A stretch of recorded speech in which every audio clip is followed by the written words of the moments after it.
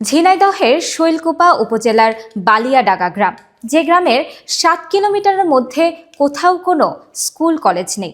অন্ধকার গ্রামটিতে BSD club and পাঠাগার নামে একটি পাঠাগার রয়েছে। গত ২০ বছর ধরে এটি গ্রামবাসীর জ্ঞানের উৎস হয়ে দাঁড়িয়েছে। ছোট্ট টিনের ঘরটির রঙিন সাইনবোর্ডে লেখা আছে বিএসডি ক্লাব অ্যান্ড পাঠাগার।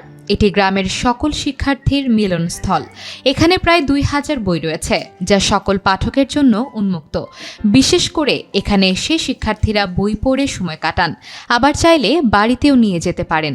সকাল বিকাল যে যখন আসে চাবিটা ওপেন করা নির্দিষ্ট জায়গায় থাকে। বই পড়ার জন্য চাবি চাইলে যে কেউ আসলে পারে, আমরা তাৎক্ষণিক খুলে দিই এবং পছন্দের কোনো বই থাকলে সেটা উনি নিজে পছন্দ করে নেয়, দেন আমাদেরকে বললে আমরা সেই বইগুলো বেছে বেছে দিই আর কি। এখান থেকে বই নিয়ে গেলে আমরা দেখেছি যে আমরা রেজিস্ট্রেশন করে নেই এবং আমাদের কাছ থেকে যারা আমরা পাঠক আছে আমাদের কাছ থেকে কোনো টাকা বা পয়সা নেয় না, কিন্তু আমাদের পড়ার জন্যই তারা একমাত্র আমাদেরকে উদ্বুদ্ধ করে থাকে। এবং অনেক ক্ষেত্রে আমরা দেখেছি যে বইগুলোকে আমরা অন্য জায়গায় পাই না, কিন্তু বিএসডি ক্লাবে আসলে আমরা পেয়ে থাকি। ২০০৪ সালে স্থানীয় যুবকদের উদ্যোগে ছোট্ট একটি টিনের ঘরে গড়ে তোলা হয় এ পাঠাগার। শুরুতে ছিল মাত্র ৩ শতাধিক বই। তারপরও পাঠাগারটির সম্প্রসারণ এবং উন্নয়নে স্থানীয় বাসিন্দাদের অবদান ছিল অপরিসীম। ২০১৩ সালে সরকারি অনুদান পাওয়ার পর পাঠাগারটি আরও সম্প্রসারণ করা হয়। ২০১৩ সাল থেকে আমি এ পর্যন্ত পাঠাগার সভাপতি দায়িত্ব পালন করছি। আসলে এটা শুরু করে আমার যারা ছোট ছোট ভাই, ওরা তখন স্কুল কলেজের ছাত্র ছিল। ওরা একটি ক্লাব তৈরি করে ২০০৪ সালে।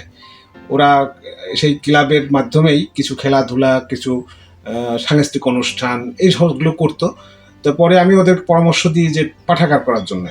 তারপরে ওরা এটাকে পাঠাগারে রূপান্তর করে। এই পাঠাগারে এখন বইয়ের সংখ্যা ২,০০০+।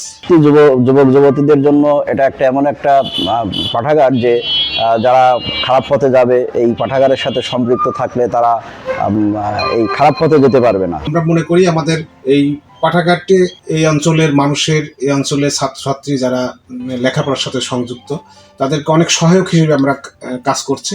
আমাদের এই গ্রাম ছাড়াও আমাদের পার্শ্ববর্তী যে কয়েক গ্রামের ছেলেমেয়েরাও নিয়মিত এখানে আসে। তবে সময়ের সাথে সাথে পাঠাগারের ঘরটির অবস্থা নাজুক হয়ে পড়েছে।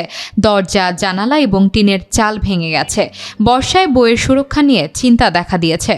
যদি এই ঘরটি পুনর্নির্মাণ না করা যায়, তাহলে এই বইটা যে কোনো আগামী যে ঝড়ের মৌসুম আসছে সেই সময় উড়ে গেলে আমার লক্ষ লক্ষ টাকা বই নষ্ট হয়ে যাবে। এই জন্য আমরা চাচ্ছি যে খুব দ্রুতই আমরা এই ঘরটি মেরামত করে দিই, কারণ এটা টিনের ঘরে এই ধরনের পাঠাগার গড়ে তোলা সম্ভব না। উপজেলা নির্বাহী অফিসার স্নিগ্ধা দাস জানিয়েছেন, পাঠাগারটির উন্নয়নে প্রয়োজনীয় সরকারি সহায়তা দেয়া হবে। যদি ক্লাবের পক্ষ থেকে সরকারি অনুদান পাওয়ার জন্য ওনারা আবেদন করে থাকে, তাহলে অবশ্যই আমরা চেষ্টা করব যে কোনো দিক থেকে যদি যে কোনো প্রয়োজনে পাঠাগারটিকে সহযোগিতা করার জন্য। এই মুহূর্তে পাঠাগারটির সরকারি ও বেসরকারি সহযোগিতার মাধ্যমে অবকাঠামোগত উন্নয়ন প্রয়োজন, যাতে করে আরও বেশি মানুষের মাঝে ছড়িয়ে পড়ে জ্ঞানের আলো।